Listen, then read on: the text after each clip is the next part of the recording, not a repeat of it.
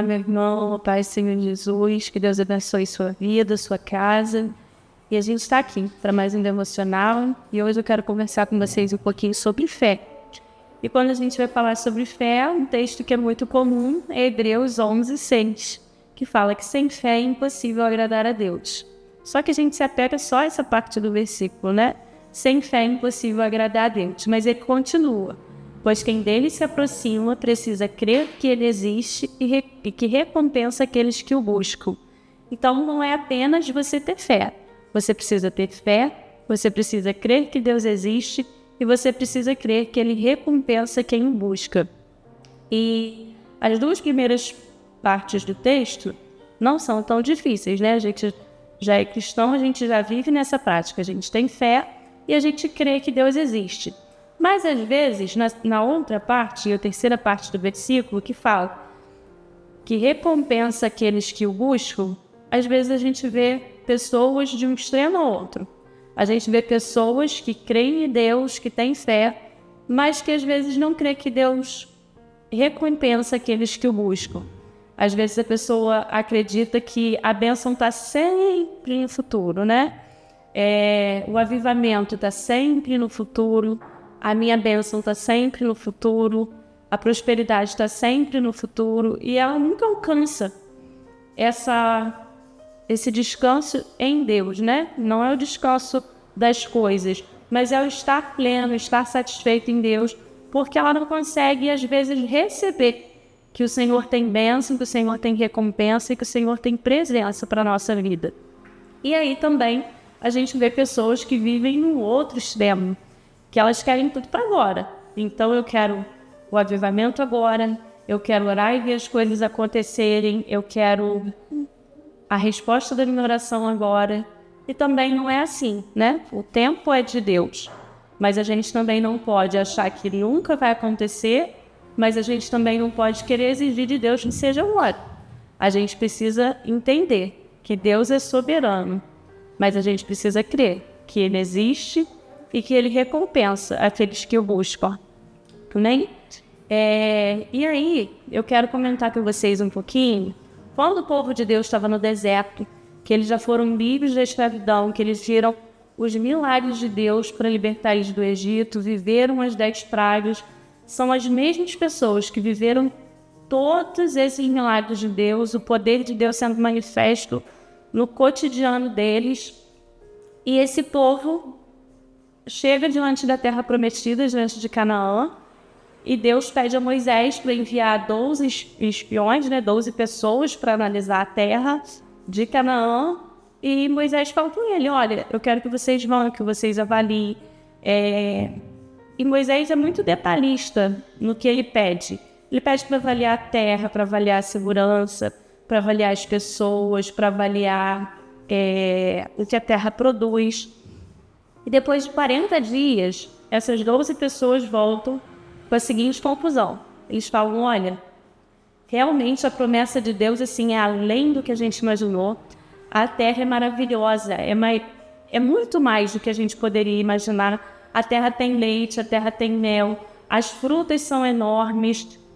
E eles voltam maravilhados com as possibilidades da terra, o quanto tudo é realmente bom, como que aquilo que Deus falou realmente é maravilhoso, a promessa é maravilhosa. Porém, eles dizem, olha, mas a gente tem um problema. A terra as cidades são grandes, são fortificadas, o povo é um povo poderoso, é um povo numeroso, e além disso, lá tem gigantes. E aí aqui, diante dessas informações boas e ruins, o povo precisa tomar uma decisão. E essa decisão a gente também precisa tomar diante das promessas de Deus para a nossa vida, sejam elas promessas individuais ou promessas que são para todos nós, que a gente pode ler na Bíblia. A Bíblia é repleta de promessa e a gente pode tomar posse dessas promessas. Deus trouxe essa palavra para a gente, para todos nós. E aí o povo tem que tomar uma decisão.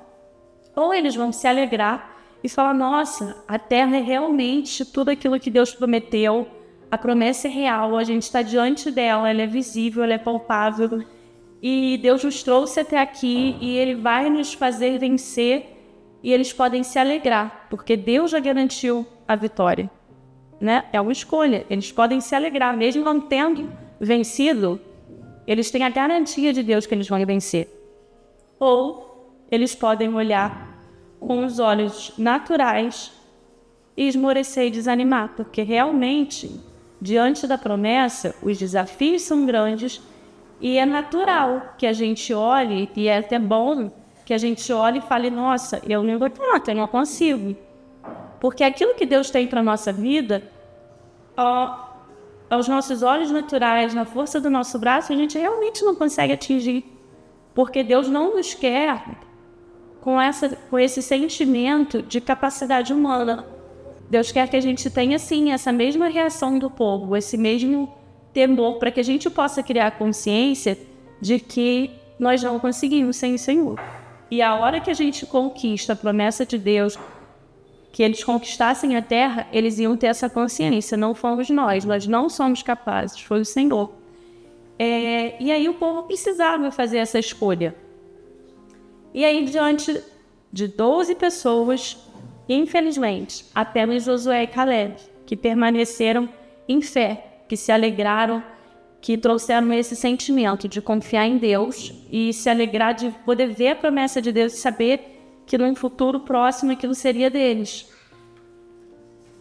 Os 12 não olharam com esses olhos, porque às vezes a gente tem a ideia de que porque é Deus quem faz, é Deus quem tem todo o poder, que as coisas vão acontecer como num passe de mágica. Eu vou acordar e toda na minha vida vai ter mudado e eu vou estar vivendo a plenitude da promessa de Deus na minha vida. E não é assim. As promessas de Deus são de Deus, é Deus quem prepara. Mas a gente precisa corresponder a essa promessa de Deus, a esse chamado de Deus. E às vezes o crer é exatamente isso, é você não confiar na força do seu braço, é você dar um passo de fé, clamando, pedindo a Deus a presença dEle, a sabedoria dEle, o discernimento, a direção, para que quando aquela promessa específica se tornar realidade na sua vida, você sabe que foi o Senhor. Você tenha consciência que não tem como não ter sido o Senhor. Então, por isso a gente precisa estar nesse contexto de dependência do Senhor.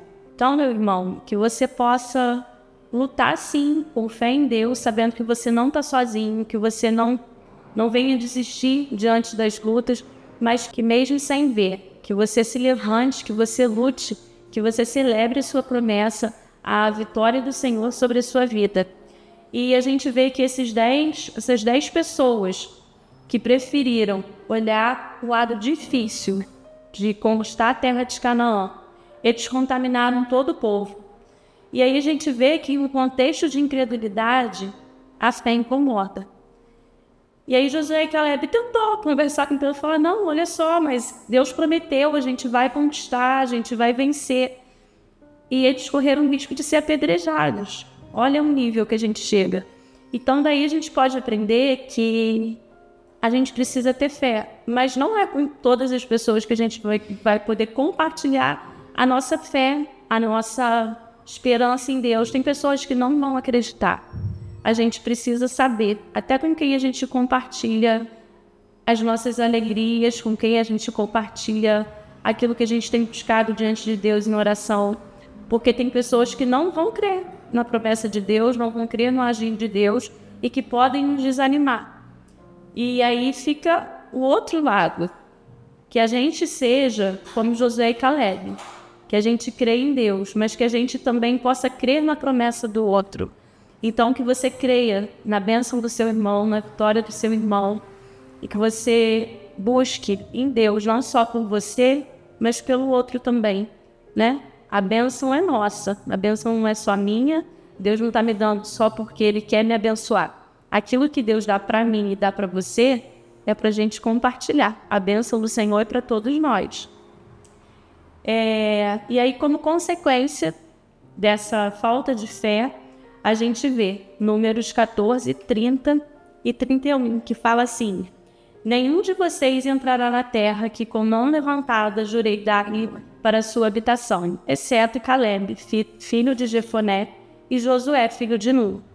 Mas quanto aos seus filhos, sobre os quais vocês disseram que seriam tomados como despojo de guerra, eu os farei entrar, para desfrutarem a terra que vocês rejeitaram.